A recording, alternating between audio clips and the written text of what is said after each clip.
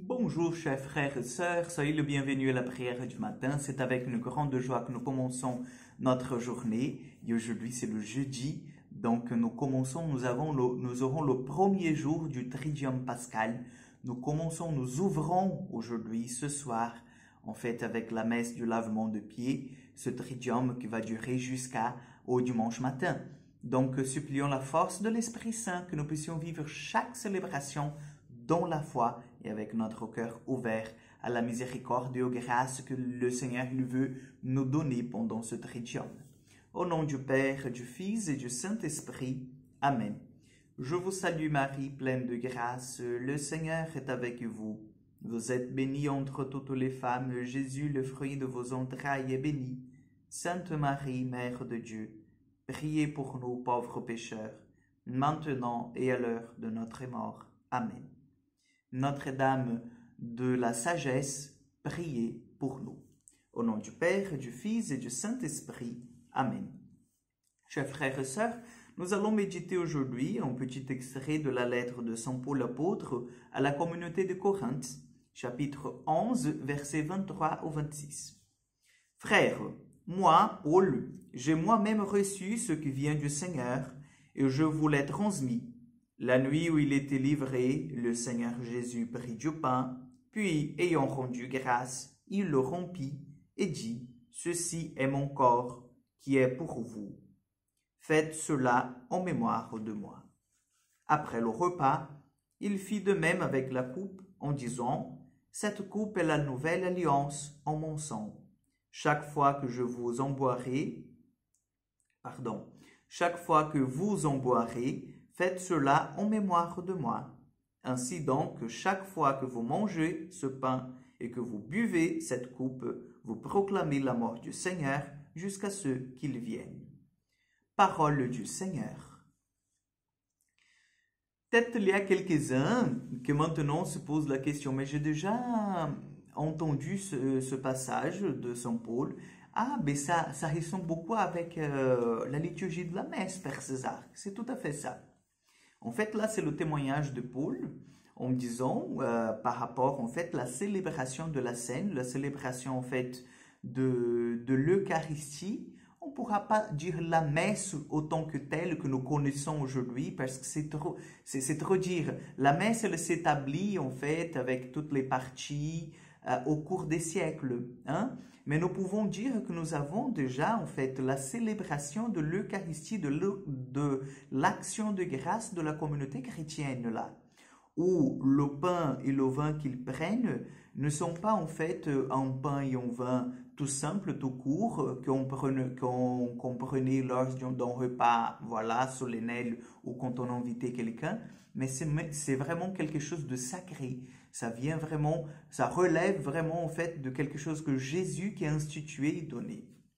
Et pour parler d'institution, chers frères et sœurs, nous allons aujourd'hui prier pour nos prêtres. Aujourd'hui, nous célébrons ce jour saint, le jour aussi de l'institution de l'Eucharistie, mais du sacerdoce. Parce que nous savons que l'Eucharistie, elle est liée au sacerdoce. Nous n'aurions pas en fait l'Eucharistie si nous n'avions pas de prêtre. Et vice-versa, si on a l'Eucharistie, en fait, c'est parce que le Seigneur lui-même est le prêtre par excellence et c'est lui qui nous l'a donné. Donc, vous voyez que c'est très important que nous puissions aujourd'hui prier pour nos prêtres. Je sais que peut-être vous avez de mauvaises expériences avec les prêtres qui sont passés par votre paroisse.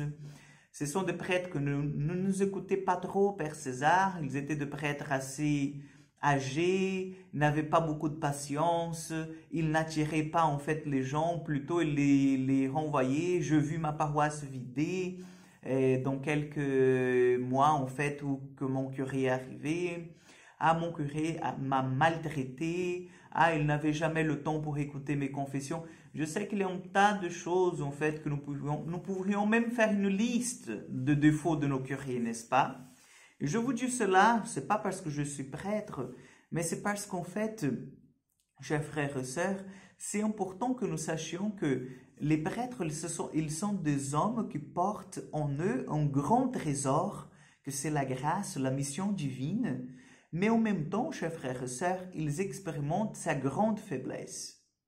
C'est la faiblesse d'être appelé à quelque chose de grand, de saint, et en même temps d'être un pécheur, d'être en voie de sanctification.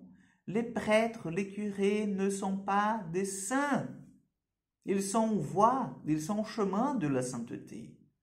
Donc, à la place de critiquer vos prêtres, prenez plutôt le temps, en fait, de bénir le Seigneur parce que vous avez un prêtre dans votre paroisse. Parce qu'il y a plusieurs chrétiens, par exemple, qui vont voir un prêtre de 10 en 10 ans, où le prêtre, il passe, en fait, une fois tous les 3 ans dans sa paroisse, dans sa chapelle. Il passe déjà pour célébrer la messe, baptiser, confesser, et puis célébrer le mariage le même jour. Vous voyez? Donc, prions plutôt pour les prêtres, prions plutôt pour les vocations sacerdotales. Nous savons qu'aujourd'hui, en fait, les vocations sacerdotales elles sont très attaquées par le démon.